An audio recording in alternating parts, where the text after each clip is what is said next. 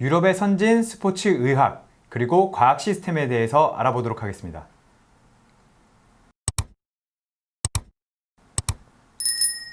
박사님, 저희가 지난 회에서 그 팀닥터에 대해서 열띤 토론을 하다 보니까 궁금증이 생겼습니다. 도대체 유럽 프로축구 선진 시스템은 어떻게 구성되어 있습니까? 네, 이제 유럽 프로축구는 크게 이제 몇 가지 분야로 나눠볼 수가 있는데, 뭐 당연히 이제 기술적인 분야, 코칭 스태프들이 포진되어 있는 기술적인 분야도 있습니다만, 그 기술적인 분야를 서포팅하는 이런 스포팅 조직들이 아주 잘 갖춰져 있습니다. 그래서 뭐 먼저 스포츠 의학 분야가 있고, 그다음에 또 스포츠 과학 분야가 있고, 뭐 스포츠 과학 분야 중에서도 이제 경기력 분석 분야, 뭐 심리 분야, 아니면 뭐 체력 관련된 분야, 그다음에 뭐 교육 관련된 분야, 이런 부분들이 이제 아주 촘촘하게 세분화돼서 나눠져 있죠. 사실 유럽 구단들이 조직이 잘 되긴 한데 저 정도로 세분화되어 있는지 모르겠네요. 심지어 스포츠 의학과 과학을 분리할 수 있는 겁니까? 그렇죠. 스포츠 의학 분야는 이제 뭐 팀 주치 포함해서 이제 물리치료사나 재활 트레이너, 네. 마사지사 이런 분야들이 선수들의 어떤 부상에 관련된 부분을 케어를 하는 그런 분야라고 할 수가 있고요. 스포츠 과학 분야는 굉장히 이제 광범위한데 주로 우리가 이제 메인 역할을 하는 분들이 이제 피지컬 코치들이 스포츠 과학 분야에서 주로 그 피트니스에 관련된 역할을 하고, 그다음에 뭐 영양 전문가라든지 아니면 뭐 회복, 그다음에 체력 데이터를 만지는 이런 전문가들이 네네. 있는 거죠. 그래서 뭐 GPS라든지 뭐 네네. 트래킹 데이터 이런 부분들에 대해서 업무를 전문적으로 하는 분야가 있고, 또 하나는 뭐 잘 알려진 것처럼 이제 전력이나 전술을 영상 기반으로 분석하는 그런 전문가들이 있습니다. 네. 그래서 그런 분들이 이제 경기력, 상대 팀이라든지 우리 팀의 어떤 포스트 매치 어널리시스를 하는 이런 부분들이 있고, 또 뭐 잘 알려진 것처럼 이제 심리 분야에 네, 있어서 선수들의 심리라든지 뭐 이런 부분들을 좀 관리를 하는 것이죠. 멘탈 코치라는 말씀이신 거죠? 그렇죠. 거의? 멘탈 코치라든지 뭐 선수들의 어떤 슬럼프나 아니면 부상을 당했을 때 그걸 이제 케어해주는 그런 역할을 하는 것이죠. 그러면 이게 이제 한 예를 들면 재밌을 것 같은데, 저희가 전편에 이제 2019, 2020 챔피언 리버풀에 대해서 다뤘잖아요. 그럼 리버풀은 구성이 어떻게 되어 있습니까? 스포츠 의학 과학팀을 합치면. 네, 리버풀은 뭐 지금 홈페이지에 나와 있는 전체 스태프 수가 네. 약 23명입니다. 그 중에 이제 코치는 골키퍼 코치 포함해가지고 그 디벨롭먼트 팀의 매니저까지 포함하면 클롭 감독 뭐 이렇게 등등등 하면 한 6명 정도가 이제 테크니컬 스텝에 들어가는 거고요. 우리가 흔히 얘기하는 코칭 스태프. 그렇죠. 네. 그 다음에 이제 팀 닥터가 있는데, 이분이 이제 전체 선수들의 어떤 메디컬 서비스를 주로 담당하시는 분이 한 분이 계시고, 당연히 이제 풀타임입니다. 아, 풀타임이고. 피지컬 코치 중에 그 안드레아스 콤메이어라고 하는 분이 계신데, 이분 같은 경우에는 이제 바이에른 뮌헨에 있다가 클롭 감독을 따라서 오신 분입니다. 근데 왜 바이에른 뮌헨에 있다 따라옵니까? 도르트문트에서 데려와야 되는 거 아닙니까? 그러게요. 이게 독일에서 아주 커리어가 굉장한 커리어를 가지신 그렇죠. 분인데, 이분이 이제 헤드 오브 피트니스 앤 컨디셔닝 이라는 직함을 가지고 있고, 또 이분 밑에 박사급으로 한 2명 정도의 피지컬 코치, 그리고 어시스턴트 피지 코치 해가지고 약 4명의 이제 피지컬 코치 스텝이 꾸려지고요. 그러니까 피지컬 코치라는 거죠. 말씀하신 대로 피지오가 아니라 피지컬 코치가 4명이다. 그렇죠. 와. 피지컬 코치가 4명이고, 그 다음에 이제 재활 트레이너, 이분은 이제 제 친구였는데, 원래 직전 팀에서는 직전 리버풀 팀, 클롭 감독이 오기 전에는 이 친구가 스트렝스 컨디셔닝 코치였는데, 지금은 이제 재활 담당 트레이너 역할을 하는 친구가 있습니다. 그래서 전체적으로 보면 이제 피지컬 코치 역할을 하는 그 스텝이 5명이 되는 것이죠. 네, 그 다음에 이제 피지오하고 마사지에 관련된 분야 부분이 한 5분이 일을 하고 있는데, 마사지사는 1명이고 이제 피지오는 4분입니다.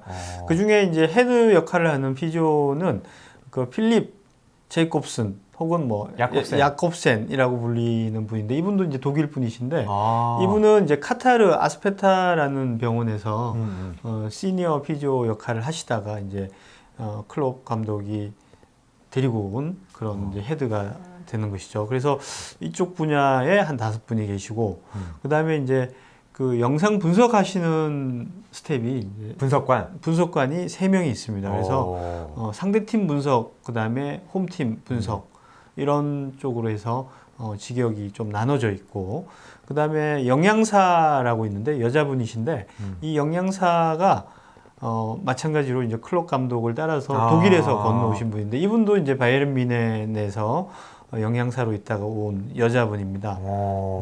근데 대단한 게 영양사까지 데리고 다닐 정도로 그렇게 클롭 감독이나 아니면 유럽 축구가 이렇게 스포츠 과학이나 의학에 대해서 대단하게 생각을 하고 있다는 거네요. 그럼 당연하죠. 그래서 아주 디테일한 거에서 이제 결과를 내고 특히 그 탑 클래스에 있는 팀일수록 네. 그 약간의 1%, 2% 정도의 차이에서 어떤 결과를 만들어내기 때문에 이 그만큼 이제 디테일의 어떤 중요성이 강조가 되는 것이죠. 그래서 이 피지컬 코치들도 필드에서 일을 하시는 분들, 그 다음에 뭐 아니면 뭐 그냥 어시스트 하시는 분들 이런 분들이 이제 딱 세분화가 돼 있는 것이죠. 제가 계속 들으면서 놀란 거는 뭐 구성의 숫자도 그렇지만 아까 피지컬 코치 말씀하실 때 박사라고 말씀하셨잖아요. 네. 한국에는 피지컬 코치를 한다고 하면 박사일 것이다라고 생각하는 분들은 거의 없는데 이게 좀 흔한 일입니까? 그 클롭 감독하고 같이 온 어떤 안드레아스 코메이어 코치 외에 나머지 이제 피지컬 코치들은 대부분 로컬 출신들입니다. 네네. 그래서 제가 나온 그 존 모스 대학교에 있는 학생들 네. 박사 과정에 있는 학생이죠. 그런 분들이 일을 하게 되고 또 거기에서 박사 과정을 마치고 박사 학위를 받은 그런 분들이 또 같이 일을 하게 되는 것이죠. 물론 필드에서 일을 할 때 박사 자격증이 박사라고 해서 더 잘하는 건 아니겠지만 그만큼 공부를 많이 했다는 건 확실한 거죠.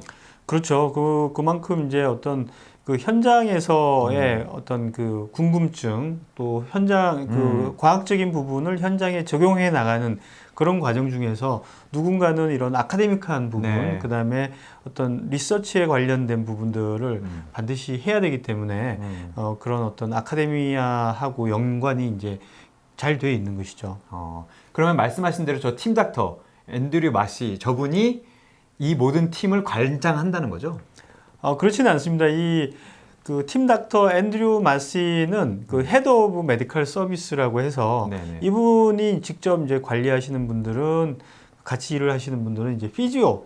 피지오를 팀 닥터가 관리를 하는 그렇죠. 거죠. 그다음에 마사지사 이런 부분들을 이제 같이 주로 일을 하면서 의학적인 판단 혹은 의학적인 서비스가 필요할 때는 이분이 이제 결정권을 가지게 되겠죠. 그럼 또 아까 말씀하신 대로 피지컬 코치와 재활 트레이너는 또 다른 헤드로서 일종의 다르게 일을 한다는 말씀이신 거죠? 그렇죠. 이제 피지컬 코치하고 피지오는 대등한 관계로서 어떤 부상에 관련된 부분은 피지오들이 주로 이제 역할을 하겠지만 핏한 상태를 더 컨디셔닝을 시켜주고 더 이제 발전을 시켜주는 거는 이제 피트니스 코치들이 역할을 맡는 것이죠. 그래서 이제 이 피지오와 피지컬 코치의 어떤 커뮤니케이션 역할을 하는 부분이 바로 이제 재활 트레이너의 역할인데 부상당한 선수들을 컨디셔닝을 시켜가면서 완전 핏한 상태가 된 거를 이제 판단을 해서 피지컬 코치한테까지 인계하는 이런 역할을 하는 게 바로 재활 트레이너의 역할이라고 할 수 있습니다. 역할 분담이 상당히 잘 되어 있네요. 네, 그렇죠. 아주 세분화가 돼 있고 또 이 이제 전체적으로 그 팀 닥터를 제외한 나머지 피지컬 코치들의 어떤 역할까지 이제 다 관리를 할 수 있는 사람이 이 필립 제이콥슨이라는 분이신데 이분이 이제 재활에 대한 부분도 헤드 역할을 하지만 헤드 오브 퍼포먼스 역할까지 같이 하기 때문에 이런 어떤 피지컬 코치의 어떤 리더 역할도 같이 할 수 있는 그런 위치에 있는 것 같습니다. 듣고 보니까 계속 대단해지는데 저 정도면은 의료계 아니면 스포츠 사이언티스트 팀의 어벤져스라고 부를 수 있는 겁니까? 저 정도 급이면 뭐 어벤져스라고 이제 부를 수 있죠. 우리가 이제 아주 유명한 그런 그 코치 이름이 없어서 그렇지 네네. 저 정도면 굉장히 큰 규모의 그런 백룸 스텝이라고 할 수 있습니다. 그러면 혹시 이런 리버풀보다 더 많은 스태프를 보유한 팀들도 있는 겁니까, 그러면? 있죠. 뭐 첼시라든지 아니면 뭐 맨유라든지 아니면 뭐 바르셀로나 이런 팀들 같은 경우에는 뭐 굉장히 큰 그 스텝들을 구성을 하고 있죠. 아니, 저것도 많은데 저거보다 더 많다고요? 그렇죠. 와. 대체로 이제 이런 유럽 팀 같은 경우에는 감독이 데리고 오는 헤드급들이 있고 그 다음에 로컬에서 계속 그 클럽에서 계속 일을 해왔던 네. 클럽하고 이 계약이 돼 있는 그러니까 오래전부터 클럽하고 같이 일을 하는 그런 어떤 고정된 스텝들이 또 있는 거죠. 하여튼 계속 듣다 보니까 리버풀도 대단한데 리버풀보다 더 대단한 팀들이 있다는 거에 다시 한번 놀라게 되고 저런 축구의 이해에 대해서도 다시 한번 좀 부러움을 느끼네요. 뭐 그러면 리버풀이나 뭐 다른 팀에 대해서는 알아봤는데 그럼 유럽 팀들이 통상적으로 이런 팀을 어떻게 꾸리나요? 뭐 유럽 팀 전체는 제가 리서치를 안 해봤는데 한 몇 년 전에 이제 EPL 팀의 그 네. 스텝 수를 한번 직역별로 나눠본 게 있는데요. 네. 거기에 따르면 보통 평균 스텝 수가 한 26명 정도 됩니다. 그러니까 파트타임 포함해가지고 한 26명 정도 되는데 그 중에서 뭐 이제 팀 닥터가 풀타임, 파트타임 나눠서 한 두 분이 있는 팀도 있었고 뭐 그래서 전체적으로 메디컬 팀은 한 8명 정도, 피지오 4명, 네. 마사지사가 평균 한 2명 정도 해서 8명. 그다음에 뭐 코칭 스태프들은 리버풀하고 비슷한데 좀 많거나 합니다. 스카우트 수가 빠져 있어서 네. 그렇지만 한 9명 정도. 코칭 스텝이 4명, 골키퍼 코치가 1명, 뭐 스카우트 한 4명 정도로 구성이 되는 것 같고 뭐 키트 매니저가 한 2명. 네. 그다음에 스포츠 과학팀이 한 7명 정도 되는데 뭐 피지컬 코치가 보통 2명 정도.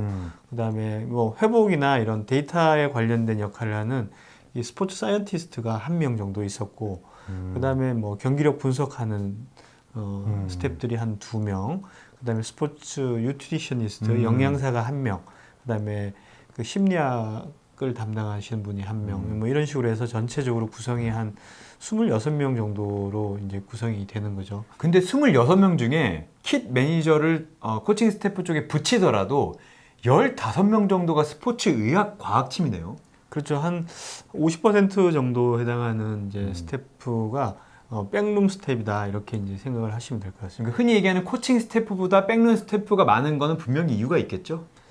네, 그만큼 이제 그 부분에 어떤 서포팅하는 역할들이 중요하고 좀 어떤 디테일을 만드는 그런 과정에 대해서 중요성을 인지하고 있다 이렇게 보면 될 것 같습니다. 일단 저 그래프를 저희가 올려드리겠지만 숫자만 봐도 이게 중요성이 확 들어옵니다. 네, 맞습니다. 그래서 저런 규모 그리고 특히 이제 코칭 스텝 이외에 저런 스텝들을 꾸릴 수 있게끔 허용하고 또 포용하는 그런 어떤 감독이나 코칭 스태프의 역할, 그 다음에 구단의 어떤 투자 이런 부분들이 굉장히 부럽고 또 우리가 앞으로 나가야 될 방향이 아닌가라고 생각을 합니다. 사실 뭐 축구도 리버풀이 상당히 잘하지만 EPL 상당히 잘하지만 이런 것들도 이제 K리그가 좀 배웠으면 좋겠네요.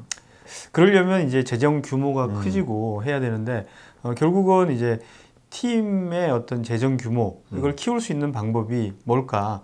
재밌는 축구를 해야 되냐? 아니면 돈을 먼저 네. 써야 되냐? 항상 그 닭과 달걀의 계란의 어떤 차이인 것 같습니다. 네, 다만 그래도 어쨌든 계속 저희가 얘기하고 있지만 과학이 쓰는 돈을 줄여줄 수 있기 때문에 일정 부분에서는 했으면 좋겠다는 생각이 계속 드네요. 맞습니다. 어쨌든 투자가 결과로 나오고 그 결과가 다시 재투자로 이어지는 이런 선순환을 만들기 위해서는 뭐니 해도 그 지금 현재 일을 하고 있는 각 직역에서 최상의 어떤 결과를 내고 그로 인해서 또 점점점 사람에 대한 투자를 늘려나가는 부분이 중요할 것 같습니다. 알겠습니다. 이렇게 마무리를 해야 될 것 같고 저희가 두 편에 걸쳐서 팀닥터와 그리고 스포츠 메디컬 팀에 대해서 말씀을 드렸는데 이런 부분에 대해서 궁금함이 많다면 저희가 또 다른 것도 한번 준비해 보겠습니다. 박사님 마무리해 주시죠. 과학없인 축구 없다. 감사합니다.